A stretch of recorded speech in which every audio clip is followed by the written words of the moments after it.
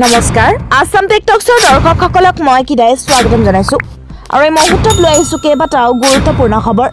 আজি হৈছে 13 মাৰ্চ আৰু আজি ভাৰতৰ লগতে অসমৰ বিভিন্ন প্ৰান্তৰ পৰা এনে ধৰণৰ খবৰসমূহ নিতৌ চাবৰ কাৰণে আসাম টেকটক চেনেলটো সাবস্ক্ৰাইব কৰি কাষত থকা বেল আইকনটো প্ৰেছ কৰি দিব তো বন্ধু-বান্ধৱীসকল আহক আজি গুৰুত্বপূৰ্ণ খবৰকেইটা আৰম্ভ কৰো দৰ্শকসকল এই মুহূৰ্তৰ খবৰটোতকৈ ডাঙৰ খবৰটো হৈছে আগন্তুক 3টা দিনলৈকে বতৰে ল'ব কালৰূপ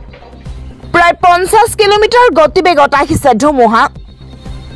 সাৱধান হওক ৰাজ্যবাসী আগন্তুক 3টা দিনলৈকে বতৰে ল'ব পাৰে কালৰূপ ৰাজ্যত ম্লান পৰিব নেকি ৰঙৰ উৎসৱ হোলীৰ আনন্দ বতৰ বিজ্ঞান কেন্দ্ৰৰ তৰফৰ পৰা সতৰ্কতা জাৰি কৰিছে ৰাজ্যত হ'ব পাৰে প্ৰচণ্ড ধুমুহা আৰু বৰষুণ ধুমুহা বৰষুণৰ লগতে বিজুলী ঢেৰেকণিৰ সম্ভাৱনা 14, 15 আৰু 16 মাৰ্চত ঠায়ে ঠায়ে হ'ব পাৰে বৰষুণ গুৱাহাটীকে ধৰি কেইবাটাও প্ৰান্তত ইতিমধ্যে বৰষুণ আৰম্ভ পাকিস্তানৰ ৰেল হাইজেক কাণ্ডৰ ডাঙৰ খবৰ ৰেল হাইজেক কৰা 30টা বিদ্ৰোহীক হত্যা কৰাৰ তথ্য বিদ্ৰোহী সংগঠন বালুচিস্তান লিবাৰেশ্যন আৰ্মিৰ 30 জন সদস্যক হত্যা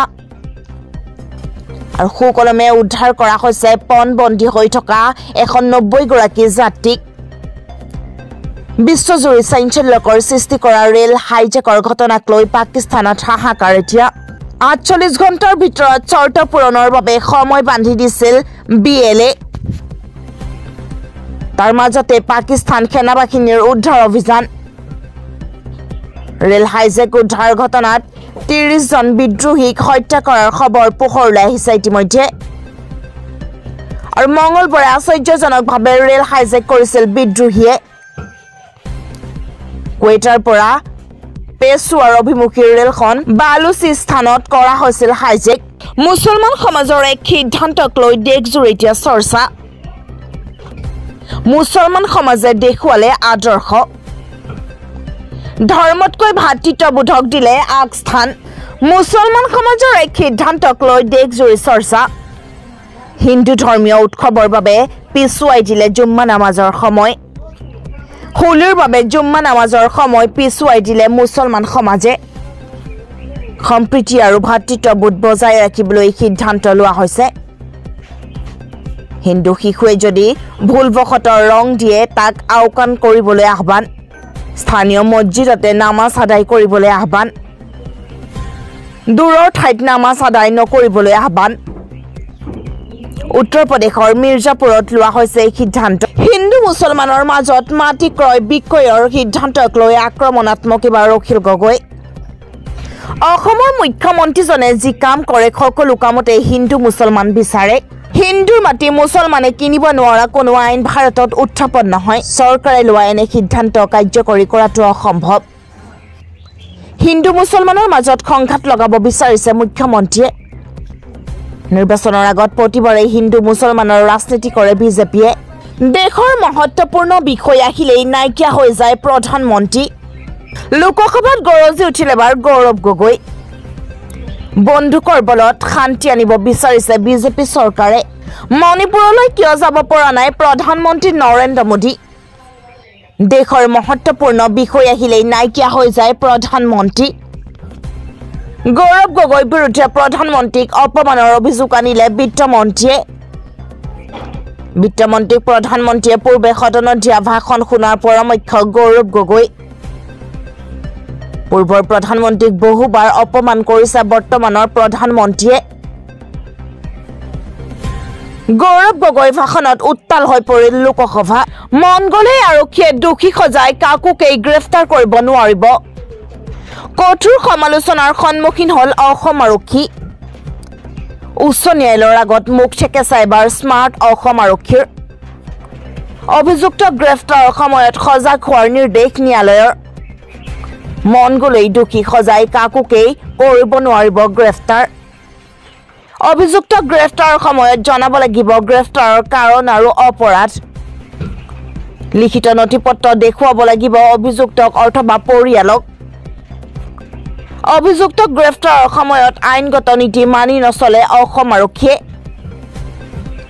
যাক লৈ উদ্বিগ্নতা প্ৰকাশ মৃদুল কুমাৰ কলিতা বিচাৰপীঠৰ অসম আৰক্ষীৰ ভুলৰ বাবে অভিযুক্তক জামিন দিব লগা হয় উচ্চ ন্যায়ালয়ে 4 বছৰত বিজ্ঞাপনৰ বাবে অসম চৰকাৰে ব্যয় কৰিলে 370 কোটি টকা মুখ্যমন্ত্ৰীৰ পৰিয়ালৰ সংবাদ প্ৰতিষ্ঠানে পালে কিমান অসমৰ বিজেপি চৰকাৰে বিগত 4 বছৰত বিজ্ঞাপনৰ বাবে অভিলেখ পৰিমাণৰ ধন খৰচ কৰিছে আৰু ৰাজ্যৰ তথ্য আৰু জনসংযোগ মন্ত্ৰী পীযুষ হাজৰিকাই বুধবাৰে বিধানসভাত অৱগত কৰে যে বিগত 4টা বিত্তীয় বৰ্ষত মুখ্যমন্ত্ৰী হিমন্ত বিশ্ব শৰ্মাৰ চৰকাৰে বিজ্ঞাপনৰ বাবে 370 কোটিৰো অধিক টকা ব্যয় কৰিছে মুখ্যমন্ত্ৰীৰ মহিলা উদ্যমিতা আঁচনিৰ লাখপতি বাইদেউ বাজেটত 3038 কোটি টকা ধাৰ্য কোনে পাব আৰু কোনে নাপাব অসম চৰকাৰৰ নাৰী কেন্দ্ৰিক এখন অভিলাষী আঁচনি হৈছে মুখ্যমন্ত্ৰীৰ মহিলা উদ্যমিতা অভিযান অসমত আজিলৈকে গ্ৰহণ কৰা আত্মসংস্থাপনমূলক আঁচনিসমূহৰ ভিতৰত মুখ্যমন্ত্ৰীৰ মহিলা উদ্যমিতা অভিযান আঁচনিখনেই হৈছে সৰ্ববৃহৎ আহি আছে 100 আৰু 200 টকীয়া নোট ঘোষণা কৰিলে আৰবিআইয়ে কি হ'ব পুৰণি নোটসমূহ 100 আৰু 200 টকীয়া নোটক লৈ ডাঙৰ আপডেট দিলে ৰিজাৰ্ভ বেংক অফ ইণ্ডিয়াৰ আৰবিআইয়ে ঘোষণা কৰিছে যে শীঘ্ৰেই নতুন 100 আৰু 200 টকীয়া নোট বজাৰলৈ আহিব 11 মাৰ্চত কেন্দ্ৰীয় চৰকাৰে এই তথ্য জনাইছে আৰু এই বিষয়ে এক বিজ্ঞপ্তিও প্ৰকাশ কৰা হৈছে মুকলি আকাশৰ তললৈ অহা জটিলতা পুনৰ গ্ৰেপ্তাৰ কৰা হৈছে ইউএছটিএমৰ আচাৰ্য মহবুবুল হকক এইবাৰ ঢেকিয়াজুলিৰ এটা গোচৰত মহবুবুল হকক গ্ৰেপ্তাৰ কৰা হৈছে আৰক্ষীয়ে বৃহস্পতিবাৰে পুনৰ জিম্মাত ল'ব মহবুবুল হকক শ্ৰীভূমিৰ কাৰাগাৰৰ পৰা ঢেকিয়াজুলিলৈ লৈ যোৱা হল মহবুবুল হকক গোসাইগাঁও বৰপেটা ঢেকিয়াজুলিত মহবুবুল হকৰ বিৰুদ্ধে ৰুজু কৰা হৈছে গোচৰ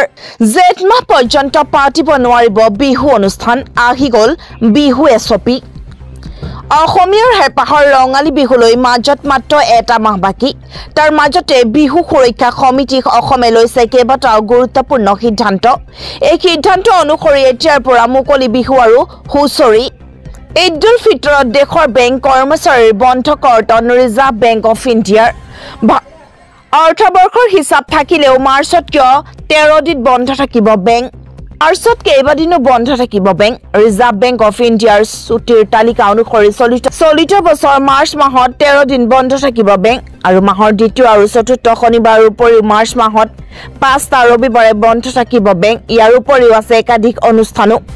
31 দিনীয়া মাৰ্চ মাহত 13 দিন বেংক বন্ধত গ্ৰাহকো অসুবিধাৰ সন্মুখীন হ'ব পাৰে মাৰ্চৰ কোন তাৰিখে বন্ধ থাকিব বেংক মাৰ্চ মাহৰ বেংক ছুটিৰ তালিকা 2 মাৰ্চ দেওবাৰ সমগ্ৰ দেশতে বেংক বন্ধ 7 আৰু 8 মাৰ্চ শুকুৰবাৰ আৰু শনিবাৰে আইজলত বন্ধ বেংক